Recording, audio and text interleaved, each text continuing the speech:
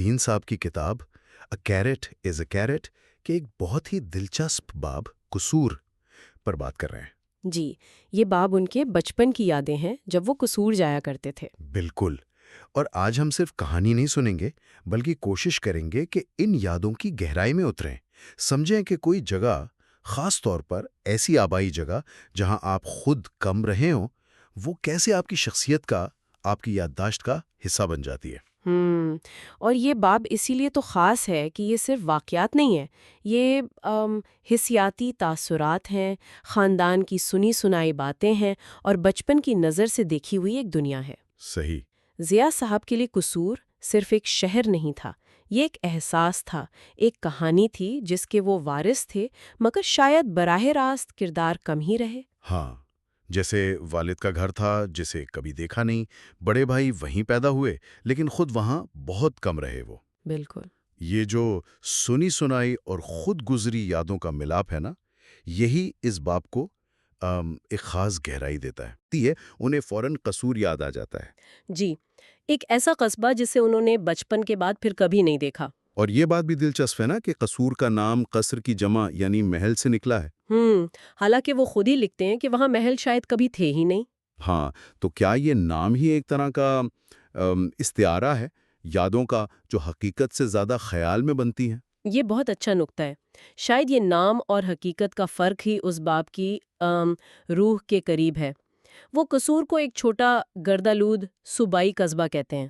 جی۔ اور ان کا خاندان وہاں کم ہی جاتا تھا کیونکہ والد صاحب نے اپنی بیٹیوں یعنی ان کی بہنوں کے جہیز کے لیے وہ آبائی گھر بیچ دیا تھا۔ اچھا۔ تو اس فیصلے نے جیسے وہ عملی تعلق توڑ دیا جگہ سے، مگر یادیں تو پھر بھی رہیں۔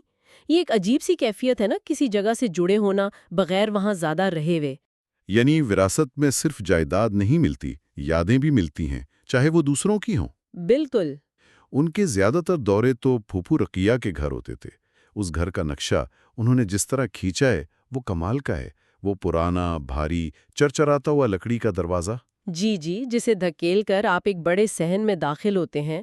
فرش کچا اور جھاڑو لگنے پر وہ مٹی اڑتی تھی۔ ہاں، وہ منظر تو جیسے آنکھوں کے سامنے آ گیا۔ اور صرف منظر نہیں، احساس بھی۔ وہ لکھتے ہیں شدید گرمی میں بھی اس کھلے دروازے سے کبھی کبھی ٹھنڈی ہوا کا جھونکا آ جاتا تھا۔ اچھا۔ یہ چھوٹی چھوٹی تفصیلات، وہ چرچراہٹ، مٹی کی بو، ہوا کا احساس، یہ اس جگہ کے مزاج کو بناتے ہیں۔ اور اسی صحن سے وہ تنگ سی سیڑھی اوپر چھت کو جاتی تھی۔ ہاں، جس پر جانا منع تھا، سختی سے منع تھا۔ اور بچپن میں جس چیز سے منع کیا جائے وہی تو سب سے زیادہ کھینچتی ہے نا؟ بالکل۔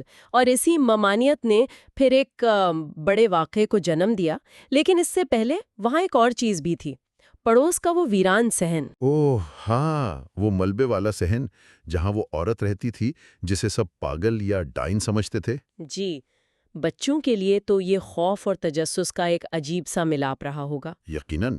بچپن میں یہ جو نامعلوم کا ڈر ہوتا ہے نا، وہ بہت اصلی لگتا ہے۔ شاید وہ ڈائن صرف ایک عورت نہ ہو، بلکہ اس ماحول کی کسی اداسی، کسی بے چینی کی علامت بھی ہو۔ ہو سکتا ہے وہ ویران صحن اور وہ پراسرار عورت پھوپھی رقیہ کے گھر کی خاموشی سے بالکل الگ، ایک طرح کا تضاد۔ جی اور پھر وہ دن آ ہی گئے جب انہوں نے ہمت کی اور وہ سیڑھی چڑھ گئے۔ ہاں، چھت پر پہنچے تو وہ عورت نظر آ گئی۔ وہ لمحہ انہوں نے بڑے ڈرامیٹک انداز میں لکھا ہے، کیسے وہ ڈر سے بالکل ساکت ہو گئے۔ اور وہ عورت کچھ عجیب سے لفظ بڑبڑا رہی تھی، اینا ماردہ نکتے، اینا بھوبار ہرر داروداں۔ جی بالکل بے معنی الفاظ، اور پھر وہ دہشت میں نیچے بھاگے۔ انہوں نے لکھا ہے کہ گھٹنے کانپ رہے تھے، ماتھے پر ٹھنڈا پسینہ، دل زور زور سے دھڑک رہا تھا۔ یہ صرف ڈر نہیں تھا، یہ گہرا خوف تھا۔ ہاں، ایک وجودی قسم کا خوف۔ یہ بتاتا ہے کہ بچپن کے تجربے کتنے شدید ہو سکتے ہیں۔ ایک عجیب منظر، سمجھ نہ آنے والی بات، اور وہ منع کیا ہوا کام کرنے کا احساس سے جرم، یہ سب مل کر ایک پکی یاد بن گئے۔ اور نیچے پہنچ کر جو ہوا وہ بھی بڑا دلچسپ ہے۔ بڑی بہن نے فوراً پوچھا، تم وہاں کیا کر رہے تھے؟ یہ گندے نشان کیسے ہیں؟ بالکل عملی رد عمل، لیکن پھوپھی رقیہ، ان کا جواب بالکل مختلف تھا، ہمدردی والا۔ انہوں نے کہا، نہیں بیٹا، وہ ایک بدقسمت عورت ہے، بے کس۔ ایک ہی واقعے پر یہ دو الگ زاویے، ایک عملی، دوسرا رحم دلانا، یہ کہانی کو اور گہرا کر دیتے ہیں۔ دنیا کو دیکھنے کے کئی طریقے ہوتے ہیں، ہے نا؟ صحیح کہا۔ اچھا، کرداروں کی بات کریں تو پھوپھی رقیہ خود ایک بہت پیچیدہ کردار ہیں۔ مصنف بتاتے ہیں کہ وہ کسی علاج کے بعد تقریباً بے حس و حرکت ایک سبزی جیسی ہو گئی تھیں۔ جی، اور ان کی جوان بیٹی بھی کسی صدمے میں تھی اور گھر پر ایک مستقل خاموش اداسی چھائی رہتی تھی۔ یہ تصویر تو بہت اداس ہے، لیکن وہ یہ بھی لکھتے ہیں کہ وہ دوسری شکوہ کرنے والی پھوپھیوں جیسی نہیں تھی۔ ان میں تضادات تھے، اس تکلیف کے باوجود ان میں ایک ذہانت تھی، علمیت تھی۔ وہ پنجابی میں بات کرتے ہوئے بھی فارسی محاورہ استعمال کر لیتی تھیں، جیسے کس نکشائید و نکشود۔ اچھا، اس کا کیا مطلب ہے؟ مطلب نہ کوئی کھولتا ہے اور نہ کبھی کھولا گیا۔ شاید یہ ان کی اپنی حالت یا زندگی کی طرف اشارہ ہو سکتا ہے۔ اور داؤد رہبر نے بھی لکھا ہے کہ وہ اردو فارسی ادب جانتی تھیں اور ان کی حس مزاح بھی تیز تھی۔ یہ اس سبزی والی کیفیت سے بالکل مختلف تصویر ہے۔ واقعی یہ تو ان کے کردار کو بہت گہرائی دیتا ہے۔ اور وہ چھت سے گرنے والی چیز جسے وہ مذاق میں میزائل کہتی تھی۔ جی جی، یہ بھی ان کے انوکھے پن کی طرف اشارہ ہے۔ دکھ، ذہانت اور ایک عجیب سی زندہ دلی کا ملاپ۔ ان کے شوہر میاں جی، ان کا کردار بھی بڑا دلچسپ ہے۔ لمبے قد والے، پگڑی باندھتے تھے، کمگو۔ ہاں، بظاہر گھر کے سربراہ، لیکن ضیاء صاحب کہتے ہیں کہ بالکل بے اختیار تھے۔ اور ان کا کام بھی عجیب تھا، قصور سے باہر رہ کر کام کرنا، گاؤں گاؤں ٹوکری میں چیزیں بیچنا۔ پینسلیں، ربر بینڈ، بٹن، اور گھر میں بھی بڑے مشکوک انداز سے آتے تھے، اور وہ زبان میں لکنت تھی، ک کو ت کہتے تھے۔ جی، یہ سب مل کر ایک ایسی تصویر بناتے ہیں جو پوری طرح سمجھ نہیں آتی۔ وہ خاندان کا حصہ ہیں، مگر کچھ الگ تھلگ سے بھی۔ ان کی خاموشی اور بے اختیاری پھوپھی کی حالت کے ساتھ مل کے گھر کی اداسی کو جیسے مزید بڑھا دیتی ہے۔ بالکل۔ لیکن پھوپھی رقیہ کی اس خاموش اداسی کے بالکل الٹ قصور کی یادوں میں ایک اور کردار بھی ہے، تائی جی کا، والد صاحب کی بھابھی۔ کیا زبردست تضاد ہے۔ جی ہاں، یہ تضاد بہت واضح ہے۔ تائی جی خوش مزاج، سفید چاندی جیسے بال، اور ان کا چھوٹا سا گھر ہمیشہ بالکل صاف ستھرا۔ اور ان کے چہرے پر وہ مسکراہٹ۔ جی، ایک مستقل دلکش مسکراہٹ۔ اور مصنف نے خاص طور پر لکھا ہے کہ وہ دوسری بزرگ خواتین کی طرح ہر بات میں مذہب کا حوالہ نہیں دیتی تھیں۔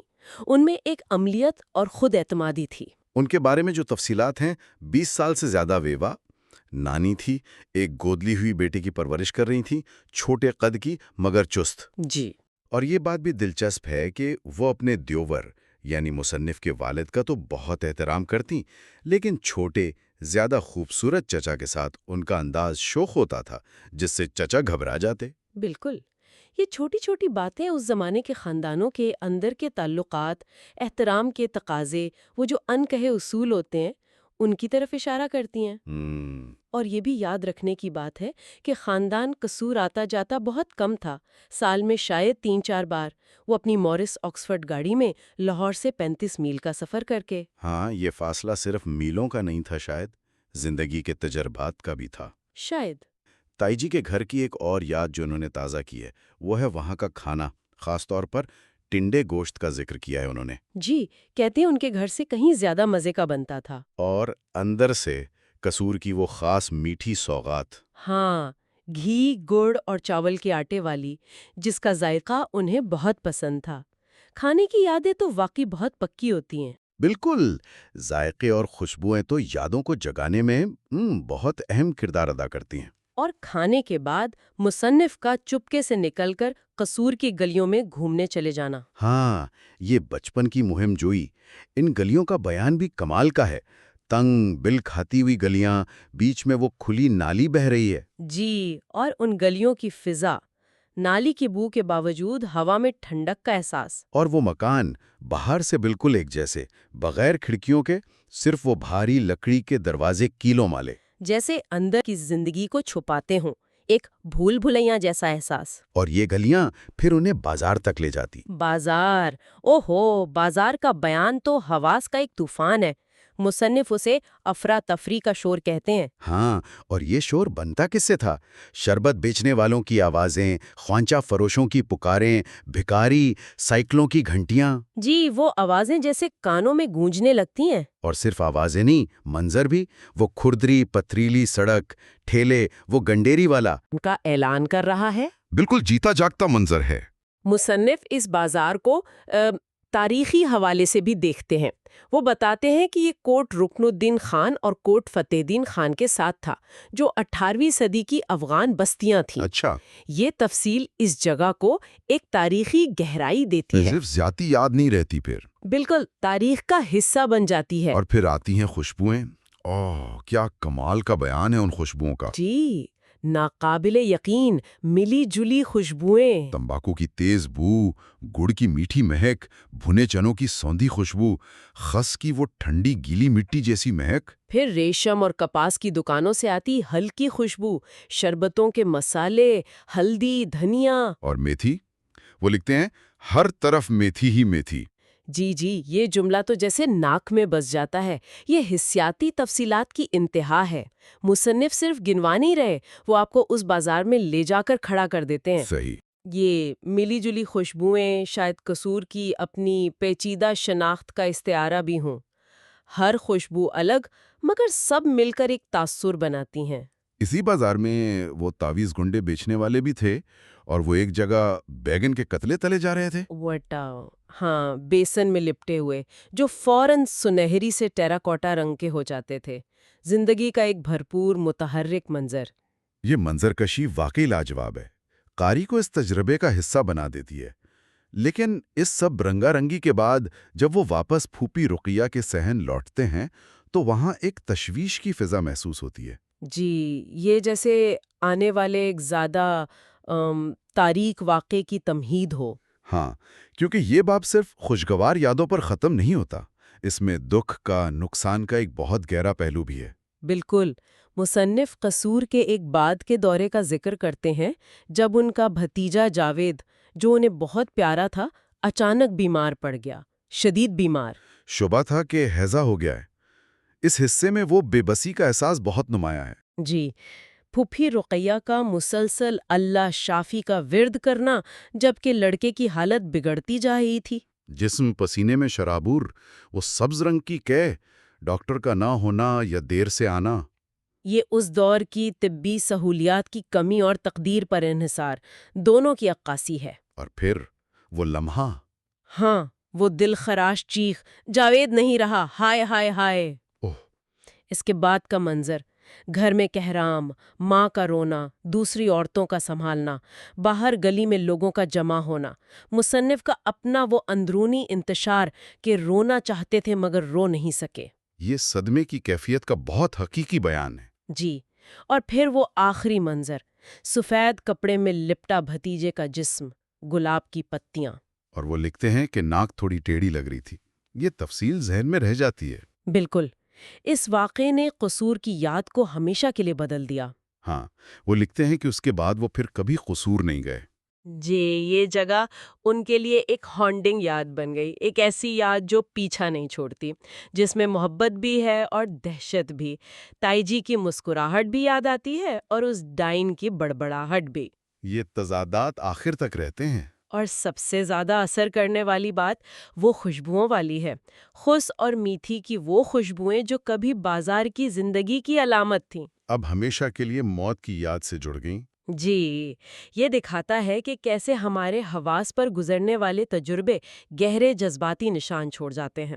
یہ باب اصل میں یادداشت کی فطرت پر بھی ایک تبصرہ ہے نا؟ بالکل، یادیں سیدھی لکیر میں نہیں چلتیں، وہ خوشی اور غم، خوبصورتی اور تکلیف، زندگی اور موت سب کو اپنے اندر سمو لیتی ہیں۔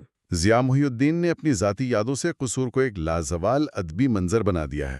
ان کی لفظوں سے تصویر بنانے کی صلاحیت، کردار نگاری اور جذبات کو ایمانداری سے بیان کرنے کا جو انداز ہے، وہ اس باب کو واقعی یادگار بناتا ہے کی کوشش بھی کی۔ اور یہ بھی دیکھا کہ کیسے وہ حسیاتی تفصیلات، آوازیں، خوشبوئیں، ذائقے، منظر، یہ صرف سجاوٹ نہیں ہوتی۔ نہیں، بالکل نہیں، یہ کسی جگہ کی روح اور اس سے جڑی یادوں کا بنیادی حصہ ہوتی ہیں۔ یہ باب ہمیں سکھاتا ہے کہ ہماری یادیں کتنی ذاتی، کتنی منتخب اور اکثر متضاد جذبات سے بھری ہوتی ہیں۔ ضیاء صاحب کی مہارت یہ ہے کہ وہ اس ذاتی تجربے کو ایک آفاقی انسانی حقیقت بنا دیتے ہیں۔ اور یہاں ایک سوال شاید سوچنے کے لیے چھوڑا جا سکتا ہے جی، کہ وہ جگہیں جو ہماری زندگی کا براہ راست حصہ کم رہی ہوں، خاص طور پر آبائی جگہیں جن کے بارے میں سنا زیادہ ہو اور تجربہ کم کیا ہو، کیا وہ ہماری شناخت پر زیادہ پراسرار، زیادہ گہرا اثر ڈالتی ہیں؟ دلچسپ